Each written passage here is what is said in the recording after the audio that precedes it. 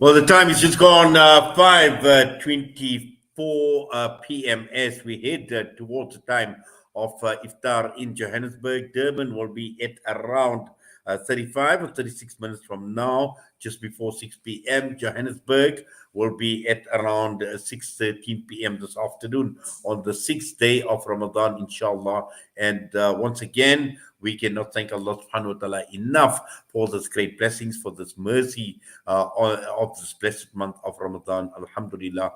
But now we're going across to be joined by a colleague of ours, and also he's with the mainstream, he's with the Citizen newspaper, and I know he's got his hands very, very full. I don't know where he finds the time sometimes to deal with so many issues, but we are talking with journalists at the Citizen newspaper and also our colleague at Salam Media, Faisal Patel. We're talking about an initiative of 23 tons of dates that are going to be distributed in Africa that will benefit 70,000 Muslims. Faisal Patel, Assalamu alaikum wa rahmatullahi wa barakatuh. Ramadan Kareem to you and welcome to the show. Wa alaikum assalam wa rahmatullahi wa barakatuh to you, Inayat, and Ramadan Kareem to you, to your family, and the entire Salam Media team. Wonderful, wonderful work, Alhamdulillah, that the team are doing during this blessed month of Ramadan. Well, inshallah, Allah Ta'ala keep it that way. And you know it, and we all know it, that, when it comes to the month of Ramadan and also Hajj time, these are two special times for us at Muslim Media where we actually step up a gear. And this is where, inshallah, we strive to take our program into another level. But Faisal, coming to the issue we want to talk about this initiative on the part of King Salman and the Crown Prince Mohammed bin Salman, this gift program, 23 tons of dates in Africa. What's all this about? Yeah, absolutely. I mean, one of the things that many Muslims across the world, including South Africa, grapple with is hunger. And I just want to echo the hadith of Nabi Sallallahu Alaihi Wasallam, who mentioned something along the lines of that a house without any dates is a house without food. And I think this is very, very important, taking into consideration the story that we are going to be speaking about. Also, remember, just on a sideline, that economically, at the moment, the country, especially South Africa, is going through a very difficult time. People are hardly able to put food on the table, never mind have a decent iftar meal. Now, this particular program, Brother United, we're talking about is not going on for now, but for a number of years. It was a little bit more the previous years as far as the tonnage is concerned, but it's something that King Salman and Saudi Arabia has done to distribute. They call it luxury dates. Now, I don't know if you've seen the dates. Now, the word luxury obviously is something that is delicious, something that is beautiful and very tasty. And if you've seen these dates, you'll see it's not like the normal ones. It's actually very sticky but very delicious. So, as you rightly mentioned in your introduction, it's going to be benefiting about 70,000 Muslims, not only in South Africa, but a few countries in Africa. This is besides the global distribution in around other countries. So I think it's an amazing initiative. They did it for a few years, and it really does help a lot. A lot of the people that I know, friends of mine as well, they don't have a full meal at the time of iftar, but break their fast with a kajur and sometimes even zamzam water before they move on to the main meal. Sometimes a main meal rather. Sometimes I myself, I mean, we just have a kajur and a date and some halim. So I think it's filled with a lot of nutrients and it has a lot of benefit as well. So I think it's a wonderful initiative. Yes, just Faisal, just to understand, obviously it's a huge project, it's a massive project, and just looking and understanding how Saudi Arabia actually goes about in undertaking this project in terms of logistics and how do they reach out to the people? Any idea as to how those logistics work? Yeah, absolutely. Obviously, the dates are sort of coordinated and packaged in Saudi Arabia. Then there are coordinators that distribute this or these dates to strategic points across the globe. Now, I can't speak for the other countries, but I'm going to speak for the Saudi embassy in South Africa. So you get this massive amount of 23 tons of dates that are being distributed. Now, This has to be broken down in further. So 23 tons, but South Africa will only be getting 5 tons. And then this will be distributed to countries close to or surrounding South Africa. And then you will get around 10 tons that's going to be going to Mozambique. So countries that are surrounding Mozambique will then distribute it to other countries.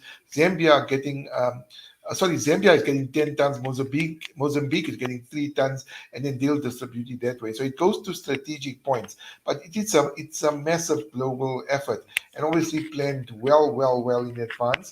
And the distribution is just phenomenal. Like I said, I can't speak about out of Africa. I can speak for Africa, but for globally, it's been distributed in every country across the globe. Well, it actually makes a lot of sense in terms of getting it close to a point where it can be distributed to another point, and there's a lot of makes a lot of sense in terms of making it a bit easier from a logistics point of view rather than going into one country. So basically, based in one country, using that country as a base, and then using another country as a base, and that is how this reach can be so far and wide and cover as many countries as possible. And again, I think reinforcing the point that it is the time of the year, and it's a difficult time, in fact, for people right across the entire world. And earlier on, I was talking to Imran Mukaddam, and we were talking about high food prices, and people can't put Mm. food on the table, can't put bread on the table. And Faisal, I suppose you know it as well as I do, that many people have actually downscaled as far as Ramadan is concerned, the diet in Ramadan, the food requirements in Ramadan. So they have downscaled because of the lack of money, and affordability is a problem. So these are initiatives that people look forward to, which go a long way in providing some level of ease and comfort to people who don't have. Mm. Yeah, absolutely. And one of the things I've noticed, brother Inayat, besides the date distribution, I mean, one of the things that Ramadan is synonymous with is Halim. And, I normally get my dose from Sabri Chishti Society here in Indonesia. And this week when I went, I mean, the crowds have just sort of doubled or tripled perhaps. And the thing is, with Halim, a lot of people will tell you, I'm sure you've tasted it as well, it's a very nourishing and very filling meal. You can just have maybe a few samosas, or if that luxury is available to some people, or you can have a date and a glass of water and have halim, and that can fill you up probably with just a slice of bread. So you'll see more distributions of halims taking place. I understand that Salam Foundation with Brother Azarwadi is also coordinating a wonderful effort to assist those in during the month of Ramadan, and a lot of other organizations as well. So food is expensive. I mean, just to give you an example, and I don't want to take anybody's name in particular, but if you buy like a dozen samosas at the moment, which is something that only sort of makes its appearance during the month of Ramadan, no offense to the ladies by anyway, but I mean, these things cost like anywhere between 30 and 40 rand a dozen, depending on the flavor or the ingredients that you want. Filling. Yeah, the filling that you want. So if you take that, and if you take pies, and if you take a whole lot of other stuff that come with, and if you don't make it yourself, even if you do make it yourself, I mean, to fill those things, to make it, it's time consuming, and it's really quite expensive. And we've become spoiled. I think even my kids, my own kids, are spoiled. Where we'll sit on an iftar table, and they'll gobble up the savories quicker when it comes to eating the food, and nobody wants to really eat the food. Unfortunately, and very rightly so, that most of the homes, a lot of the homes in South Africa, do not have the luxury of having these delicacies and these beautiful savories, or even something that has become a staple drink, which is the sherbet that we know it. We can't afford, because milk is so quite expensive. So you resort to water, or maybe some juice, or that kind of stuff. But like I said, we still in for a very difficult time. Speaking financially or economically, tomorrow the repo rate is going to be announced.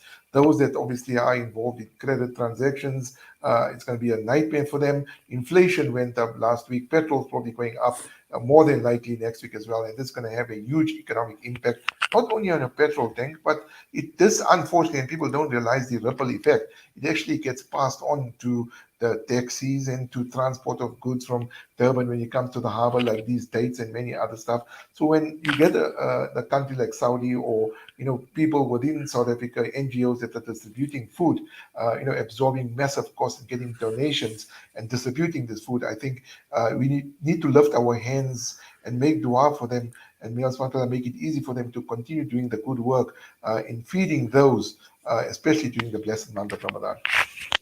Well, inshallah, we continue making dua, and we ask you to make dua for us as we continue making dua for you as well, Faisal. And as always, we do appreciate you taking time out talking to us here on the Iftar Drive this evening. And we wish you all the best. Continue with your wonderful work too. Allah accept, Allah reward your efforts. Assalamu alaikum wa rahmatullahi wa barakatuh. Wa alaikum salam wa rahmatullahi wa barakatuh. Faisal Patel was us, providing us with an insight and an update on the Saudi initiative with regard to 23 tons of dates distributed in the African continent. And with that, we're going to go for a break. And when we come back, it's humanitarian hour. We still have got the Nasiha coming through. The Nasiha this afternoon, just before the time of iftar, will be with Maulana Sabri Davids. But next up, after the air break, we'll be joined by Farzana Sheikh, a humanitarian from a Chatswood based NGO called Assist Africa.